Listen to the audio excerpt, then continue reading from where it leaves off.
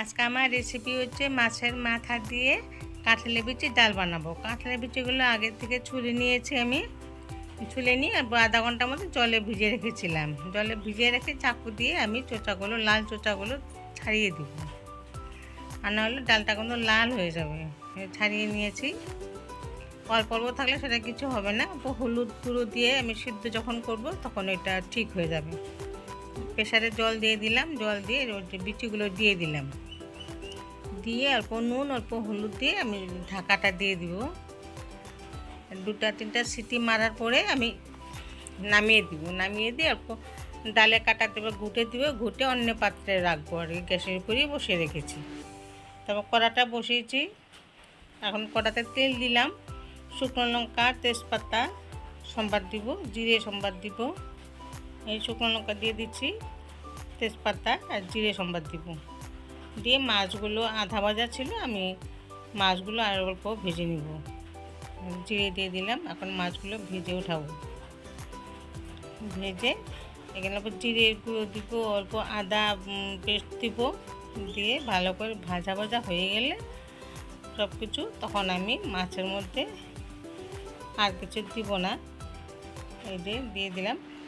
আর এখন আমি ডালের মধ্যে দিয়ে দিব। মাছটা ভাজা হয়ে গেলে এখন আমি ডালের জিরে বাটা তো দিয়েছি আগে, এখন একটু আদা পেস্ট করা ছিল সেটা দিয়ে দিলাম।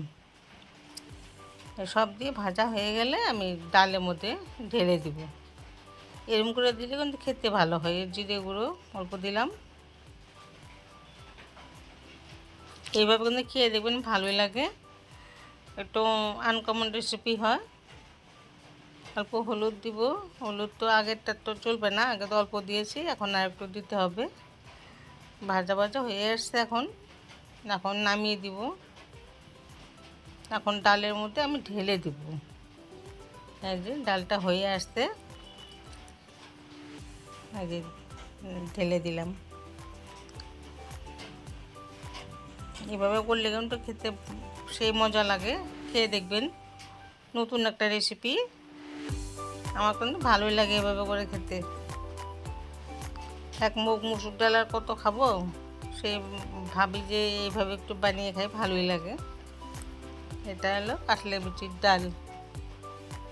এই যে বীজগুলো কি সুন্দর করে গেছে, মুগের ডালের মতো দেখা যাচ্ছে।